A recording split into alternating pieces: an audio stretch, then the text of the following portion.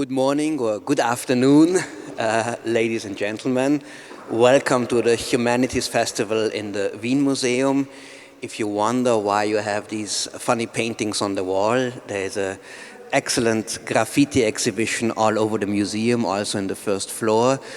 So I recommend that after the talk you spend some time going upstairs and look at this, look at the examples of graffiti from Vienna walls and other places. It's also the last exhibition, as far as I know, before the museum closes for quite a while because of a major reconstruction renovation effort.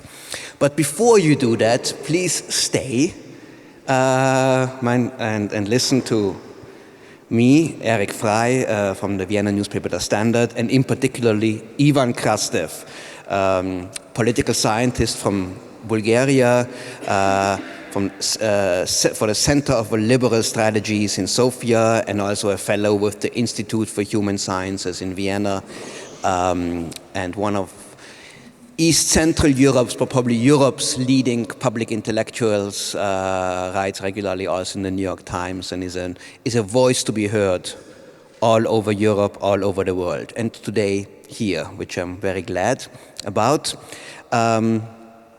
Ivan, your last book was called After Europe. It was quite a pessimistic view on the future of the European project, but not without any hope. Your upcoming book, the title is The Light That Failed, seems to be even more pessimistic and somewhat hopeless. It is about the outcome of the revolution and transformation process in East Central Europe, a region where you also come from, which is your home. And the way I understand this, your main argument in this book is that the revolutions of 1989, which were so celebrated here, this was not a revolution of innovation, but a revolution of imitation. And reading some of your pages, it reminded me of what happened in East Central Europe since 1989 is a little bit like the scene in the movie The Jungle Book about Mowgli, when he is captured by the Monkey King, King Louis, who sings, "I wanna be like you." So this is kind of the theme of what happened in East Central Europe, a whole region which tried to become like the West. Why did this project of imitation lead to such disappointing results? Let's start. First, the book is going to be out in 20 days, so I just have one copy to show that it exists. Secondly, listen, on this pessimism, optimism, I never understood this. Probably this is my Bulgarian nature. First of all, I don't believe that people should be forced to be optimists or pessimists. It's much more a book which is trying to explain certain cycle which ended these 30 years of after 1989, and I was trying to understand basically why certain expectations that we have in 1989 we are seeing in a different way. And there is I have a good quote by Bruce Springsteen, who had this in his song, The River. He had this following line. He said, if a dream it doesn't come true, is it a lie or something worse? And this interesting story is the following. What I was trying to do is, we all talk about the rise of populist governments in Central and Eastern Europe, and the book is not only about Central and Eastern Europe. The book is trying basically, and it is 4 chapters, doing with 4 kind of a different stories of the last 30 years, and what we basically with Stephen Holmes, because this is a book which I did with an American colleague of mine, is trying to answer why liberalism that was perceived as so victorious in 1989, in a certain way lost itself in its victory. And the story goes like this. If you go back to 1989, you're going to see that the expectation was that because of the end of communism, because of the lack of ideological alternatives, what Frank Fukuyama called the end of history, the future of the world is going to look like a version of George Bernard Shaw's Pygmalion drama, in which you have this professor in phonetics, which very quickly is going to teach a poor flower girl how to speak like a society lady. By the way, the first staging of the play was here in Vienna. It was not in London. And the funny story was, it was very popular and very successful play, but people wanted at the end of the play the professor to marry the girl. And then Bernard Shaw went ballistic, and he said she'll never do it, because it was about her emancipation. She'll never marry the professor. So my story is that now when you go back, you find something different. It appears that what we are seeing is not so much Pygmalion, but it's much more Frankenstein. Basically, the West started to create a replica of itself, and then suddenly the replica decided to destroy the creator. And from this point of view, our major argument is about the politics of imitation. Why the world without political alternatives ended up in a situation in which the imitation produced resentment, and this is our fourth story. Produced resentment in Central and Eastern Europe, where really we have been like the Monkey King. We wanted to be like the West. It was not about colonization. Nobody was imposing this on Central and Eastern Europe. It was our choice. The major idea of 1989 was the idea of normality. We want to be a normal country. We don't want to experiment. We want to be simply like the West. And then two things happened as a result of this revolution of normality. First, suddenly, future was not so much ahead in time, but it was next to you in space. Liberal revolution of 1989 is the first in history in which it was the winning party and not the losing party that left the country. After every revolution, somebody is leaving. After the Russian Revolution, it was the White Russians that have been expelled. After the French revolutions, basically the royalists left. Paradoxically, after 1989, in Central and Eastern Europe, the first people who left were the liberals after the success of the liberal revolution, because revolutionaries always wanted to live in the future, and if the future of Poland was Germany, why to wait for Poland to become like a Germany? Go to Germany, try to see how they live, to study. This was a new opportunity. So this was incredibly important story of this, because I do believe this is also something that was very much underestimated. And the second was this idea of normality. Let's be normal. But you know, the idea of normality has two different meanings. Normal is the normative, the ideal, but normal is also what is the most widespread. So from this point of view in Bulgaria, to be corrupt was not normal because it was not the norm, but it was also normal because it was the widespread. So strangely enough, basically people started to live with this schizophrenia of the totally different ideas of normality. And I'm saying this because as a result of it over time, in East European cases, it came politicians who came to power, and this is true for Mr. Orbán, this is true for Mr. Kaczynski, it's very different. Their major battle cry was, we do not want to imitate the West anymore. Because in a world which is divided between the imitated and the imitators, being an imitator, particularly in a world in which culturally it's so important to be original, created sense of inferiority. So these people didn't have, and this is one of our major arguments, they didn't have a well kind of developed ideology, but this idea of we're not going to imitate anymore, even more, you are going to imitate us now. In Eastern Germany, which is of course a special case, there was this term came up after 1989, the Besserwissi, the Westerner who knows everything better and explains it all to us and who condescendingly looks down upon the East Germans. Is this a general phenomenon? Was it Western arrogance and a lack of sensitivity and understanding that contributed to this process that you describe?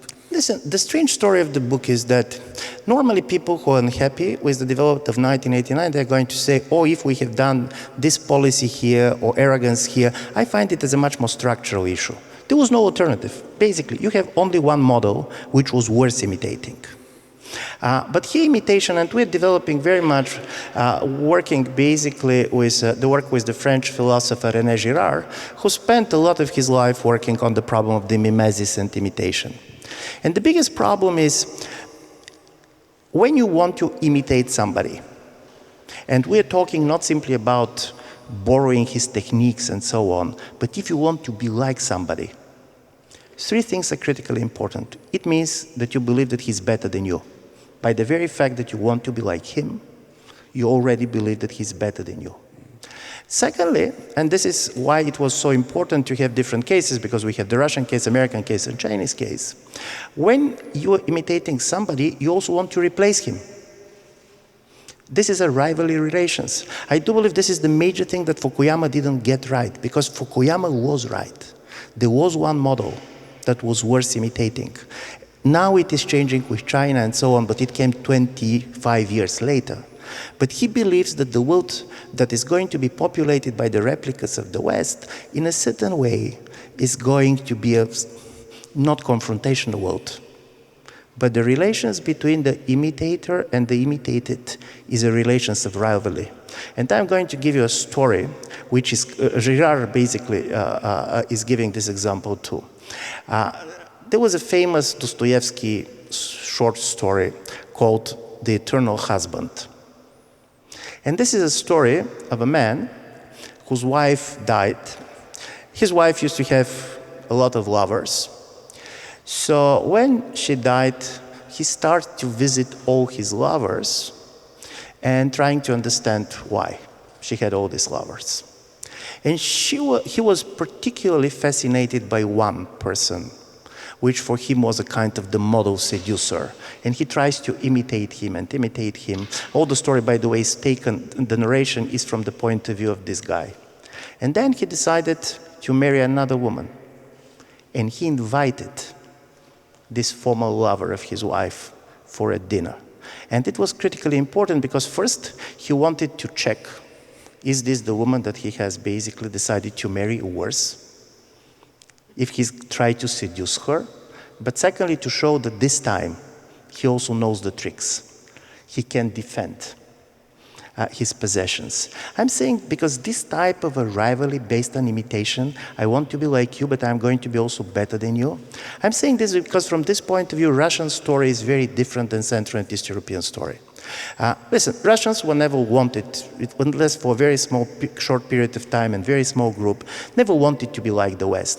For many reasons, it's a big country, different history. For them, in the beginning, imitation was simply the way to survive. But then, with the passing of time, they discovered imitation, but not imitation of the Western institutions, but what they perceived the imitation of Western policies and exposing Western hypocrisy as the major way to fight the West.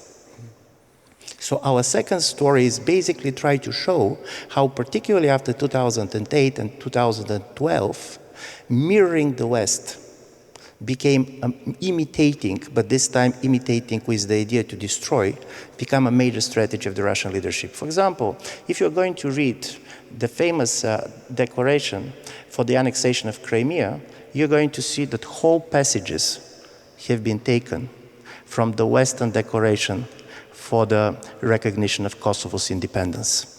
Mm-hmm. All the language that have been used by the Russian government was a human rights language. And I do believe this is quite interesting to see how differently imitation works. Yeah. Just want to go back for a second. You used before the term, which is quite controversial in some people, there is no alternative, TINA. Yeah.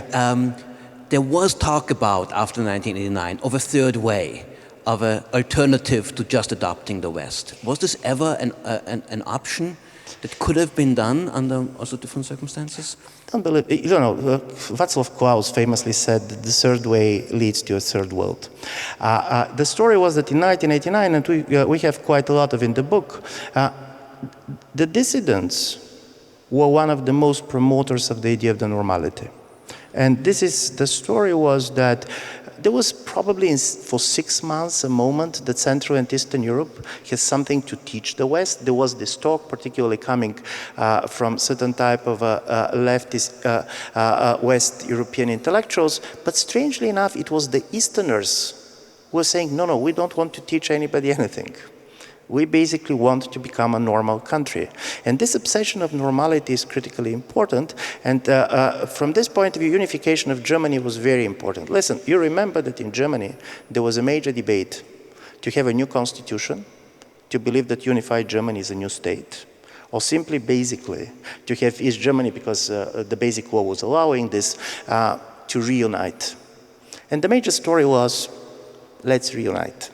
Let's not invent new things. And this was done also on the level of international institutions. It was about NATO, it was about European Union, and so on. We can speculate how different it could be.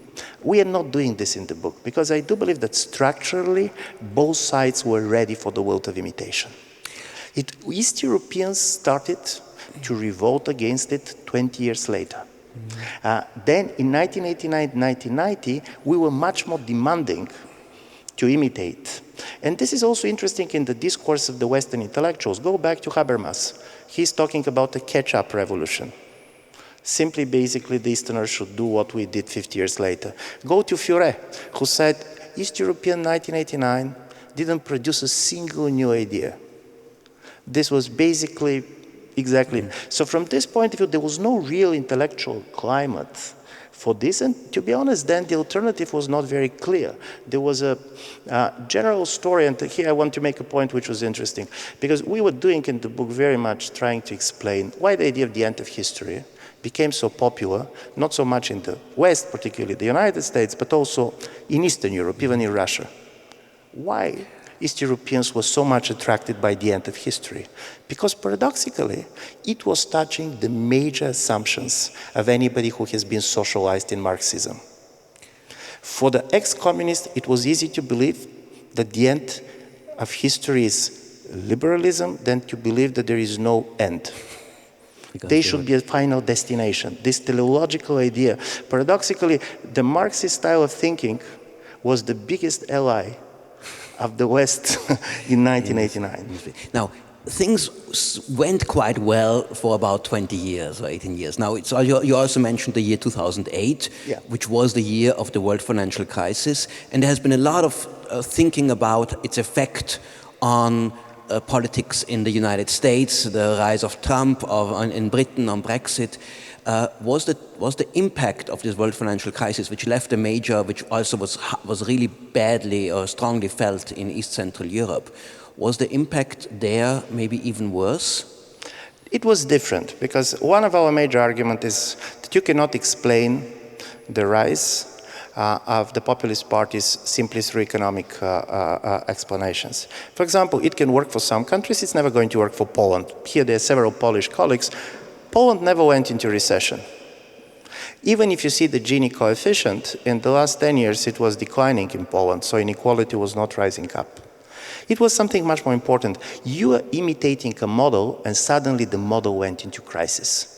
And suddenly you start to believe that you're imitating the wrong thing, because the West itself started to be very doubtful about its own model. This is why we have a special chapter on the United States, because the interesting story about the United States for us was that why the imitated started to hate the world that imitates them. Why the American voters voted for President Trump, whose message was, the America is the biggest victim of the post-1989 world. And for us it was quite interesting to try to see this kind of a change.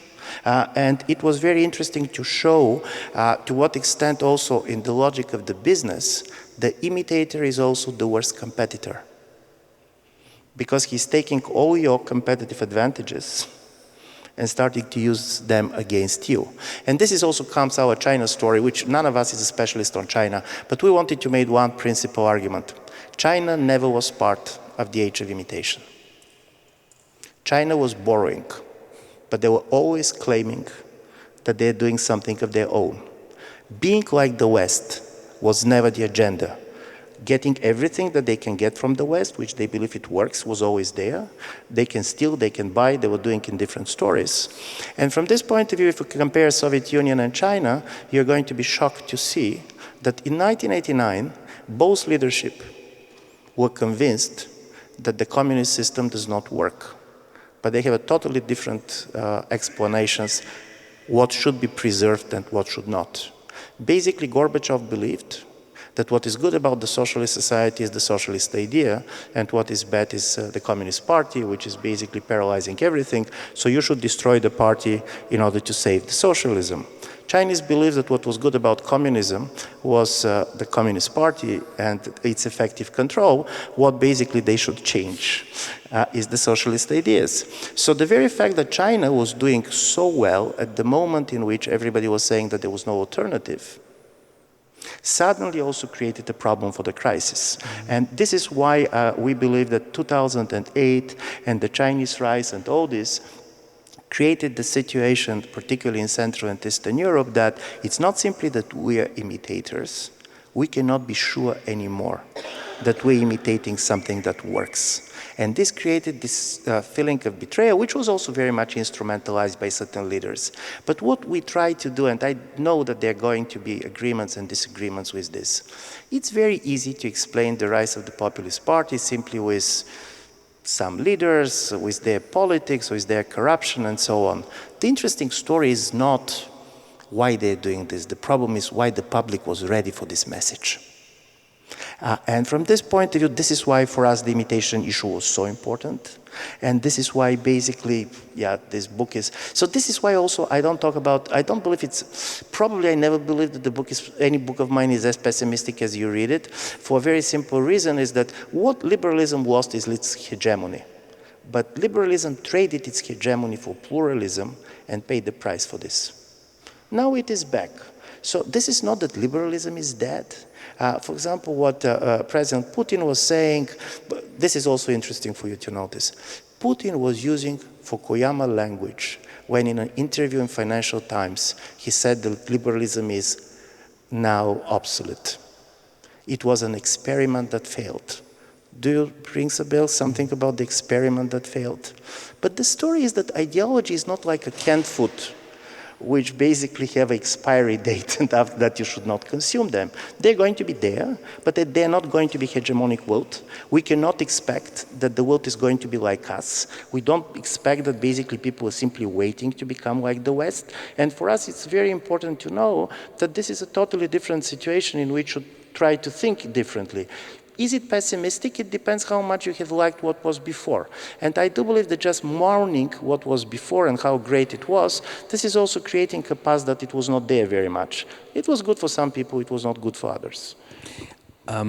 One of the themes that you describe is the detrimental, even disastrous effect of emigration on these countries and the population loss that was experienced in countries like Bulgaria or the Baltic states. I think 20 to 25% of the population declining is just enormous. And there's a lot of thinking about the fact, and also the young and the educated leave. So there's a lot of talk about the brain drain and the economic, on the effect on the economy. But how has this also influenced the political life and the balance between the different forces in these countries? Now listen, this is quite important. As you know, I have this kind of a sense that when we talk democracy these days, we should be much more careful also to try to understand the working of the demographic factor. People have been emigrating from Eastern Europe for centuries. But do you know where is the difference? They have been emigrating from the demographically growing societies. So now you have a combination of three things: aging population, declining population, and outmigration. If you go all over Europe, it's not Eastern Europe, and try to see which are the two factors which are most going to predict the vote for the far-right parties, this is the density of population and how much population was lost in the last 5 years. Living out of the big city in Central and Eastern Europe, in where mainly old people are living with each other, young people out there, either in the capitals or they go abroad, creates a sense of loss that cannot be explained simply in economic terms. Loneliness is a very important political factor. And of course, particularly when you talk about the small societies, which also have been haunted historically by the fear of disappearance, ethnic disappearance and others. So this is why in Central and Eastern Europe it was so difficult to have the idea of a collective success, even in countries which economically are doing fine. Listen, look at Estonia. Estonia is not simply doing good in terms of GDP, they managed to basically become very well integrated in the IT revolution. This is a country that is really doing fine, but there are 2 million people. And out of them, 15% out of the country. And then the fact is that how to have the idea of a collective success. And for me, this is important because, as you know, I always believe that if you want to understand the reaction of Central and Eastern Europe to the refugee crisis, don't talk migration. There are no migrants. There are no refugees in Central and Eastern Europe. Try to understand the impact of out-migration. And people don't know how to talk out migration, because at the same time, this is the best that happened to us. Go on every opinion poll, and people are going to tell you what is the best thing that you gained after 1989, the possibility to travel freely and to work abroad. What is, if you're living in our countries now, what is the thing that you fear most? This is not so much foreigners coming, not that we're welcoming anybody to go, but it is the fear that you own a living. And this also creates a strange situation that people are not noticing. Do you know which is the European country which for the last 3 years got most foreign labor? Poland. Poland. From Ukraine, isn't it? Mostly Ukraine. Yeah. But not only. To be honest, they have 20,000 people from Pakistan. Okay. Why, I don't know, but it's this is the figure. Secondly, do you know which is the EU member states which has the most liberal migration law? Hungary.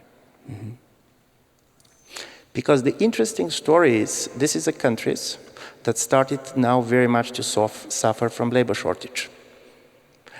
And because of the out-migration, it's not simply that people are leaving, but as a result of it, the investors are not coming because there is nobody to hire. So in a certain way, you should open, but you don't want to open your political society.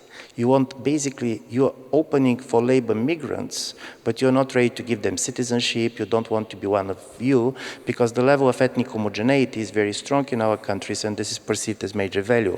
So this is part of the stories that I'm trying to talk about. And this is on, in the case of Russia, there is something totally different happening. Demography is also a major issue in the Russian debate.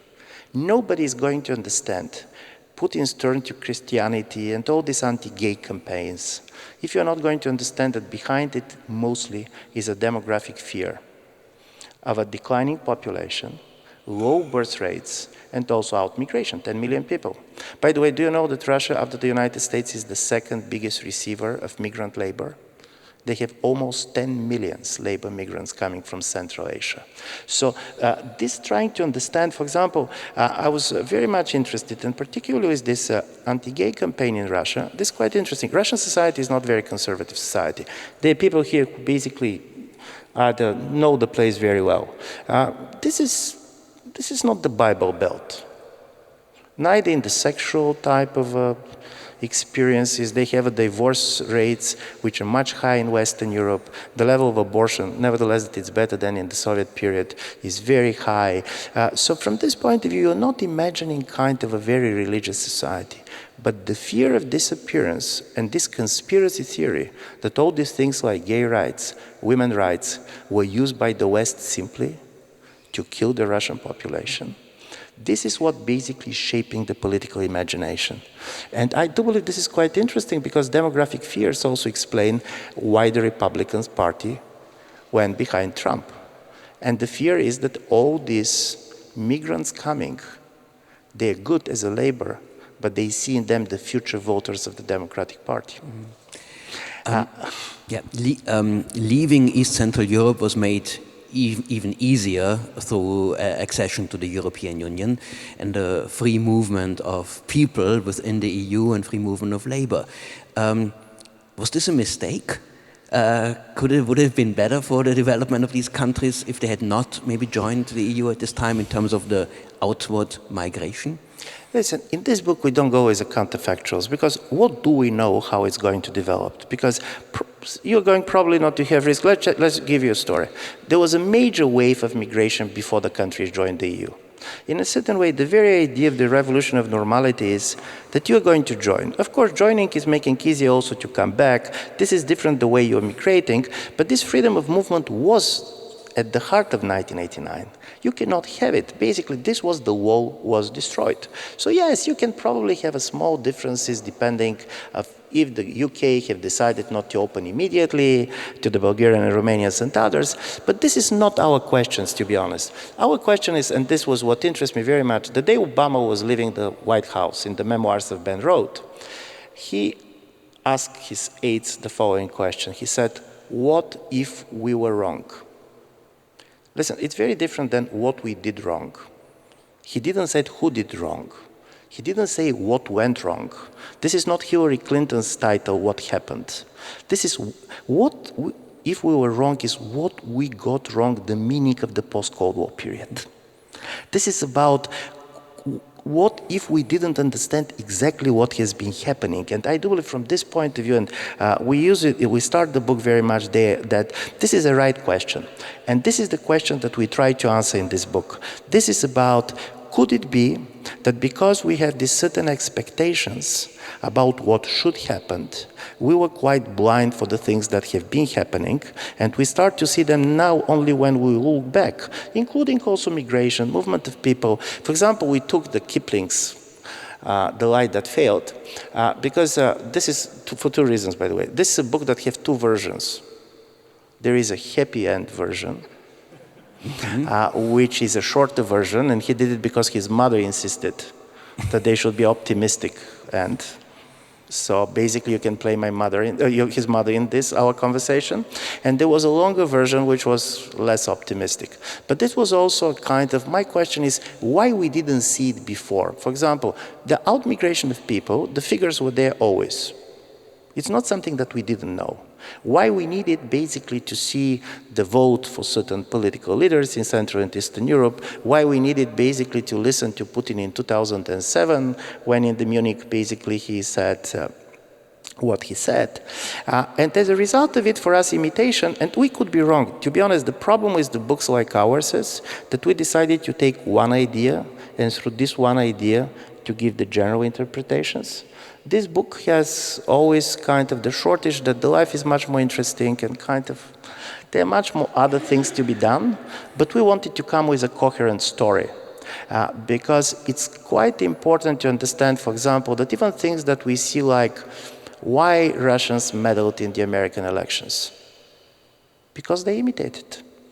The most important was, I want to do to you what I believe you're doing to me in order to show you that I'm as important as you are. Being a great power means that you should meddle. And from this point of view, this is a lot of book about political psychology. We, by definition, decided not to do much of economic analysis because first, none of us is very good at this. But secondly, this was one point that we wanted basically to press and to have a discussion about.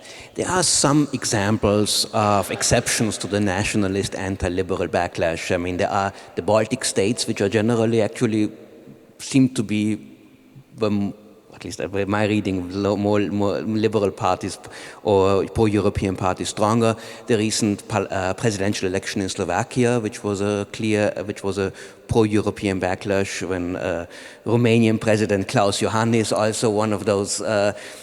Now, are these just exceptions to the general trend, or could we perhaps also think that Orbán and Kaczynski could just be a certain phase, which could pass by?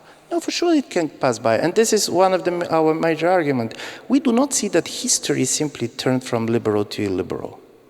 What ended was the expectation of a liberal hegemony forever.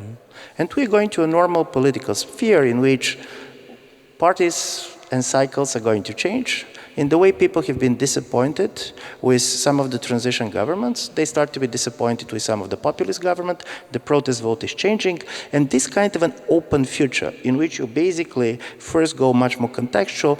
I don't believe that in the next 10 or 15 years, these parties are going to dominate the political space. By the way, some of these parties also are kind of a last effort to stop certain type of developments that are there, because if you see longer sociological trends, for example, people talk about the rise of religious politics in Central and Eastern Europe, but at the end, go to the surveys and you're going to see the religiosity has declined in countries like Hungary and Poland compared to 1991, and particularly among the younger generation.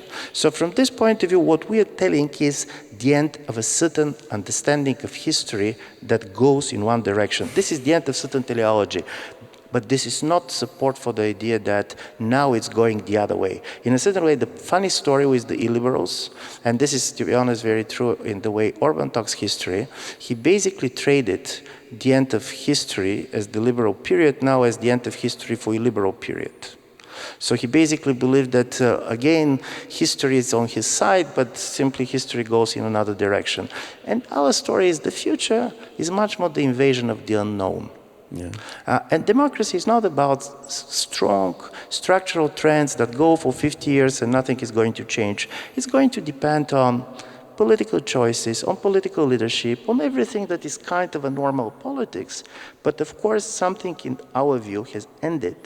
And this is the idea that basically we can be sure that on 10, 15, 20, 30 years, all others are going to be like us. And also we're not sure anymore who we are, because one of the major effects of all these developments is that basically suddenly people start fear. Could it be that we are much more, for example, like the Russians than we're ready to admit? What about basically, Russia is an interesting country, by the way. They had a huge political transformation in which very few people got so much wealth, and this was done with a minimum violence. If you imagine how much wealth was transferred to a really very small group of people. And for Russian standards, it was quite peaceful. And the story is, could it be that basically we're seeing a similar period of concentration of wealth in our societies, and we are not seeing this? Russians have been voting on the elections, and as a result of it, basically people didn't have the feeling that they have been empowered. Could be our game. So from this point of view, we are really also trying to understand that. I want to finish on this, but in my view, the major illusion of 1989 was that the world is changing, but the West is going to become the same. Mm-hmm. What happened is that you understand that the world has been changed and the West has been changed too. And the Cold War West, in the way people knew it, have disappeared in the same way as the major enemy has disappeared. And this was one of the things of the book, and this was why, in a certain way, normally, you know that you're going to be totally transformed if you're defeated. What people didn't understand is the victory can transform you as much. Many more questions, which I have, but also perhaps you. So I would like to give you a chance to ask a question. I think the microphones are getting ready. So who would like to have are you ready? So please. Yeah. Yes. Just wait for the microphone, please. It's coming. Thank you. Is it working? Okay. So basically, the populist parties, right-wing populist parties, are based on this nostalgia for the past, for the imaginary past, which is in America when America was great, in Great Britain when Britain didn't have those pesky Eastern Europeans coming. In Poland it's a bit more difficult because we don't have this golden age, but still past is very important. But also liberal parties start to be looking to the past, to this past 5 years ago when we didn't have those populists ruling. So do you see any political force which looks actually to the future, or we are just past age of any kind of utopias? This is a great question. By the way, there was a study being done in 2018, an opinion poll all over European Union, I mean all 28 countries, showing that 67% of the population believes that the world was better before. They're not going to agree when before, for different people. To the extent, I was talking to a very famous Bulgarian fiction writer, Georgi Gospodinov, who is now finishing a novel. And the novel is, imagine that European leaders are meeting, we cannot agree on the future, all their societies are so nostalgic about the past, so we should decide which is the year in which we want to go back. Mm-hmm. But we all should go in the same year. Mm-hmm.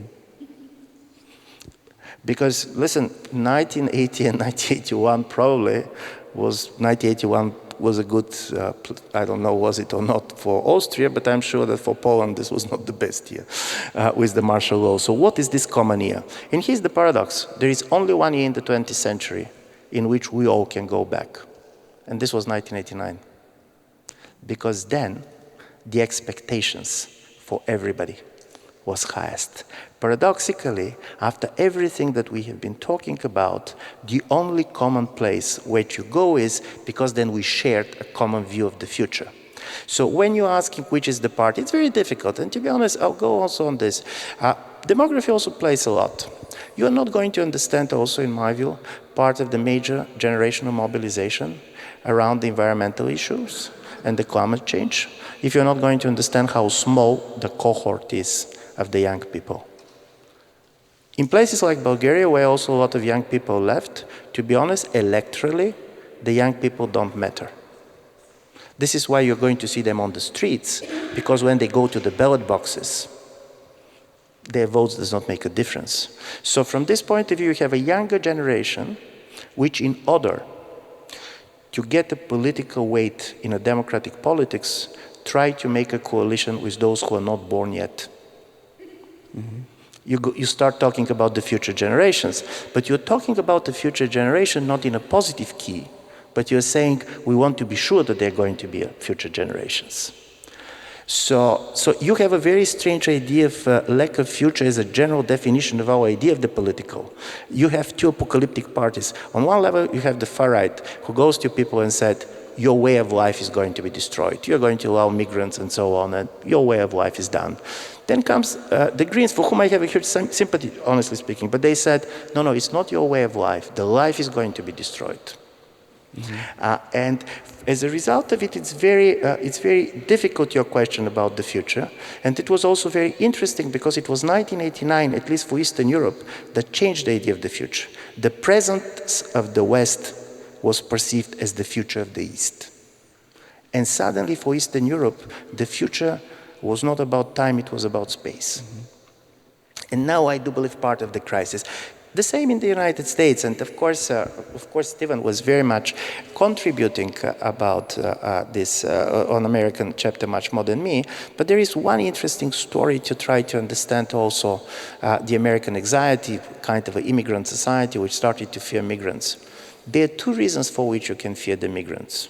One is that they're not going to integrate. The other is that they're going to integrate very well. Mm-hmm. And it was the problem of the German Jews. They were destroyed not because they refused to integrate, but because they became more German than the Germans. And then, if this is the case, if everybody can become like me, who am I?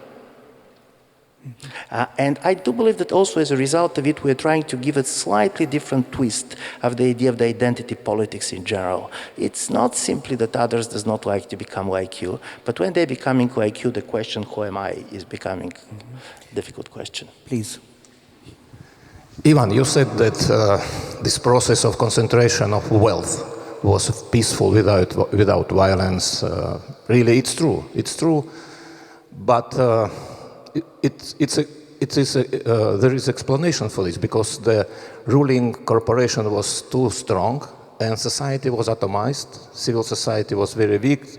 There were no de facto democratic opposition. So really, they succeeded to do this quickly and relatively peacefully. But it doesn't mean that it's the end of the story.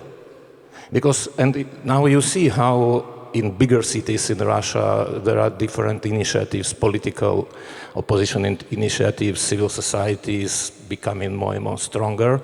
So certain alternatives exist. So don't you think that the process of concentration of this wealth really was peaceful? But don't you think that maybe the process of deconcentration of wealth in the, I think, near future will not be so peaceful and non-violent?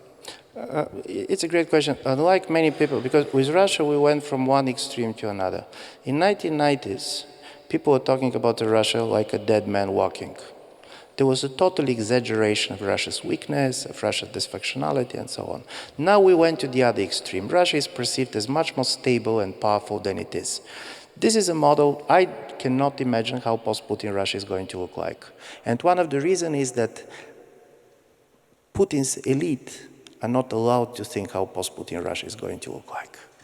Discussing this question is already perceived as disloyalty. But I'm going to say what has changed. The liberal alternative, in the way it exists in Russia today, is not basically Russia becoming like the West. Being liberal in Russia does not mean anymore being totally pro-Western. In a certain way, Nemtsov was the last of this generation.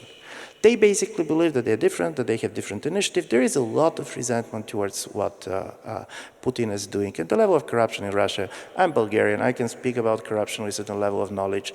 Listen, Russians are in a group of their own. The scale is amazing. But this is a different world. In a certain way, I do believe Russia is going to change. I do believe that it can change in different directions. I'm not excluding a very explosive development, but it is not going to be returned to the 1990s at any story. The political actors are going to have totally different identity. And I do believe this is also for our book. This is why I don't believe that the story is to ask the question, is the world going to be more liberal or more illiberal in 20 years? It's a wrong question. It is basically to understand that the very nature of liberalism and illiberalism has changed. The joke here is that there was a vice president of the United States at the end of the Cold War who was not famous for his, Quayle, he was not famous for his intellectual power. And he was also making a gaffes when he was speaking. So once he wanted to say that the world is going to be better tomorrow. But he said, the future is going to be better tomorrow. Our book starts with a sentence, the future was better yesterday. And from this point of view, for us it's very important to understand that something has ended. It's not liberalism that ended. It's the liberal hegemony that ended. And if we're not going to stop mixing the two, we're going to make a major strategic mistakes. I mean also on the level of political actions, on the way of understanding and so on. So from this point of view, it's much more a book about interpretation and trying to understand what is ended, what is alive, what is dead, and so on. So this is why I was not so much taken by this optimism, pessimism story, because I do believe that defending the status quo in the way it was is wrong. Is there any rival hegemony in sight, or have we entered a non-hegemonic world in terms of ideas? So this is also part of our China. The very fact that we decided to write about China should show that coming from a small country, you have the right to be much more to be ready to exploit your ignorance easier than if you're coming from other places. But what basically we decided to show is that we are very much in agreement. The competition between the United States and China is going to shape the world that is coming. But it's not going to be the return of the Cold War. There is no universal ideological project coming from China. And this is why when we talk about imitation, about China, we made three things. First, China believes that it's so special and superior that nobody can imitate it. Secondly, they don't like the world which is populated with the replica of China. When everybody starts to behave like China, it's not good for China. So from this point of view, they're going to have economic and other instruments to dominate and basically to create a totally asymmetrical relationships. But it's totally different than Soviet Union, who really believes that the future of the world is basically countries that look like the Soviet Union. And it's very different than the United States. So we made the following comparison. How America knows the world? America knows the world through the melting pot, getting people from all over and making them Americans. America knows the world in the process of transforming others becoming Americans. How China knows the world? Through the Chinatown. Chinatown means that you're sitting at the middle of a foreign city, you're keeping your identity, you're trying to exploit basically the environment, you're not trying to change others, but you're not allowing others to change you. So from this point of view, the difference between the melting pot and the Chinatown, in my view, is very much going to give this kind of a different world in which we are coming. But maybe there's another model. I mean, when you say small countries cannot be a model, I mean, there's a place like Singapore, which is combining economic success with authoritarian political system. Is this something countries are looking at and saying maybe we could be just even small and successful and extremely stable in that sense? Listen, but let's also say this, that in a certain way Singapore, and it was incredible success, was successful in a certain also geopolitical context, which was not there. And they're interesting countries, and because Ivan and Spomenko in front of me, they're countries that are going to be most kind of, and places that are going to be most destabilized by this change. For example, Yugoslavia was a very interesting country, which was functioning very well in the context of the Cold War. But the problem is when the Cold War was there, the very rationale for the country has disappeared. Singapore was functioning incredibly well in the world in which US and China have been partnering. Okay, imagine the world in which the Americans and the Chinese are saying, there is a new war, the technological war, the 5G war. Which kind of technology you're going to adopt? And then I don't want to be the Singaporean government.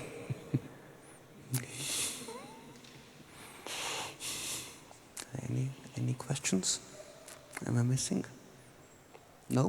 I can tell you a joke. Okay, that's always a good way to... And the joke, because the joke when there was no question. There is a very old Sawyer joke. A guy staying in front of the headquarters of the Central Committee of the Communist Party and giving a leaflets.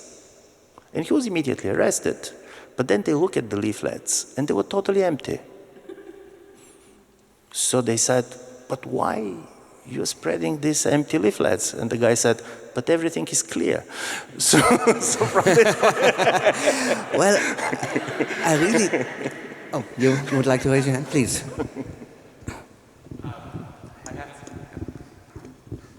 I'm not bringing up this question just because of the events of the last week, but because of this peculiar country, Ukraine, that's caught between the Russian vision and the Western European vision.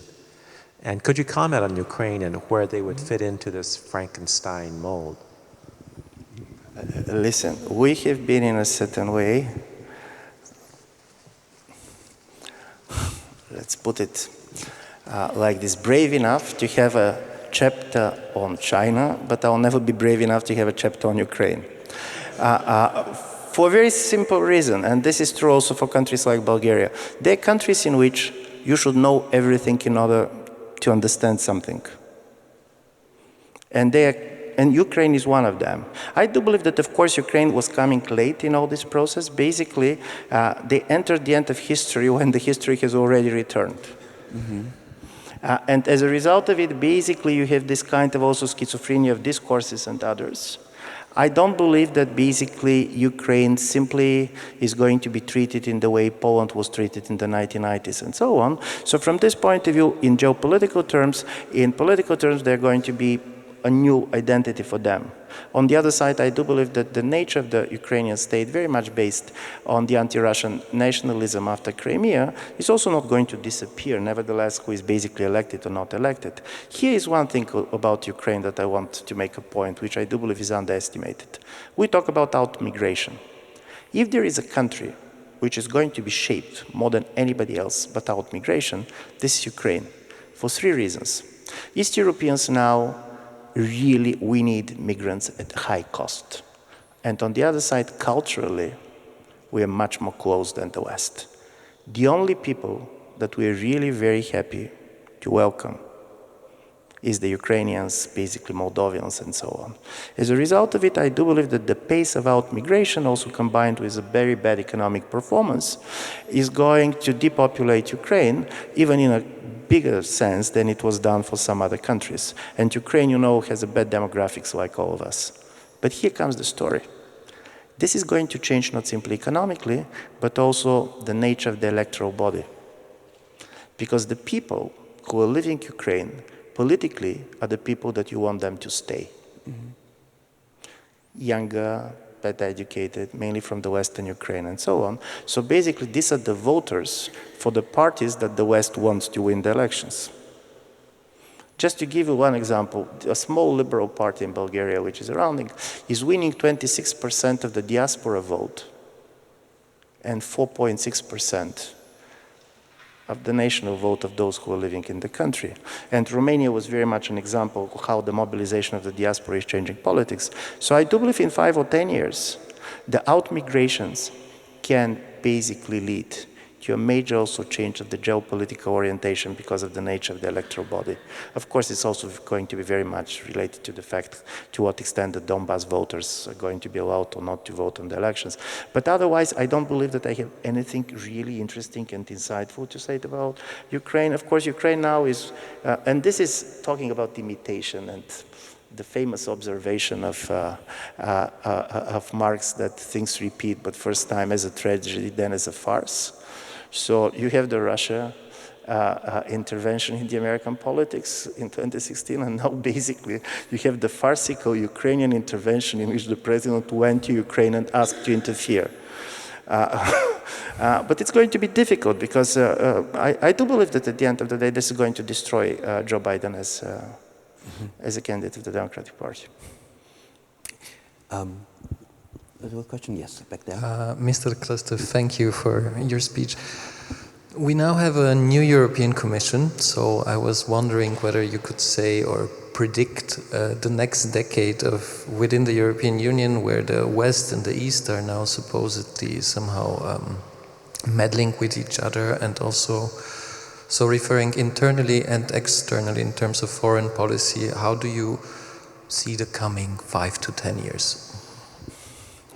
Yeah, okay, I'll try. Nevertheless, that you know this famous American basketball coach who said it's very difficult to predict, particularly the future. Baseball. But here's the story. I do believe that first, this European Commission, for a very clear political reason, is going to soften the talk about Hungary and Poland, and secondly, they're going to be a major distinction between Poland and Hungary. Poland is a very big country. This is one of the interesting stories that people don't understand. Size matters in European politics. And for Germany, basically, to try to isolate and exclude Poland is a major kind of economic and geopolitical threat. So from this point of view, if you're going to see is that there are going to be a major attempts to try to find a modus vivendi with Poland when it comes to major issue. And also you're going to see the Visegrad 4, this is one of my predictions, is not going to survive in the next 5 years. The last meeting which Mr. Orbán had basically in Budapest, it was the Slovak and the Czech prime minister, it was the Serbian president, there was no the Polish president there. So strangely enough, I do believe that Hungary will try to much more try to make a coalition also with some of the Balkan countries outside and even Ukraine. This is why for them the commissioner for enlargement and for neighborhood is so important, because strangely enough, the relations between Poland and the Baltic states on the other side and the others are going to be very much kind of challenged. One, because of the geostrategic issues concerning Russia, Ukraine, but secondly also because of the size. East Europeans also, I don't believe, of course, we're going to produce noise, but this is an interesting noise because the nationalism of all these governments is a nationalism in the absence of national economies. When they talk about countries like Hungary and Poland, don't realize this, that around, I hope I'm not wrong, but 30% of the industrial production of Hungary is produced by 4 German companies. So, paradoxically, the idea that you're simply getting out of the European Union and trying to go on an openly anti-European course is not on the menu for any of them. And then you have the Macron vision. And to be honest, Macron is not totally unhappy with East Europeans being very noisy and insisting on sovereignty, because his idea was, let's go back and to rediscuss. For him, it was not 1989, it was 1992. He believes that there should be much more consolidation of the core Europe, that there should be a Europe of different geographies. He recognized, by the way, the strategic importance of Poland, but he said, if the Visegrad countries, or if some of them wants to be part of an outer circle of European integration, this is their sovereign choice and we should not stop them. So the idea that you're going to have a much more integrated politically Western Europe, the core countries, and then you're going to have a much more periphery with some of East Europeans, of course, Bulgaria and Romania, and then even an outer kind of a circle with countries like the United Kingdom, but also he's thinking, in my view, what you're doing with Turkey and Russia. This is where, for example, the French vision is. The interesting story for Central and Eastern Europe was that we were so much focused on trying to assert our sovereignty fighting Brussels that we didn't understand that this is not the center of power anymore. For example, I was shocked to see some of the Central and East European government siding openly with Trump at the moment when he's saying that he's going to put tariffs on the German cars. If he's going to put the tariffs on the German cars, the biggest losers are going to be Central and East Europeans. They're going to be the production in Slovakia, in the Czech Republic and others that are going to fail. If they're going to be closing of factories, they're not going to be closed in Germany. So the idea of a common economic interest, in my view, is going to come. But one thing that I do believe is going to change is that the talk about the rule of law is going to be there. But I don't believe that the West, and this is also the German experience with the East, don't forget, now the Germany discovered the East within itself. And many of the things that Germans basically are thinking about what worked and not with the East is going to form their policies towards Eastern Europe. I do believe it's going to be wrong, because strangely enough, East Germany is a much more extreme case than anybody else. But I do believe, at least in the German political thinking, this is going to be a very important moment, because now with the rise of the AfD, and AfD is very particularly certain wing of the AfD is very much perceived as East German phenomena, not as a West German phenomena, is going very much to shape the way they think about the East. Well, even the hour has passed, which is the bad news. The good news is that if you want to know more, if you want to hear more from him, the book is coming out fairly soon, in October in English and in November also in German, The Light That Failed. So I encourage you to just wait for a few more weeks and then get the book and find everything out that can be said about all these themes and things that you want to know. I would like to thank you very much for this really interesting conversation, and want to thank you for your interest. Thank you very much.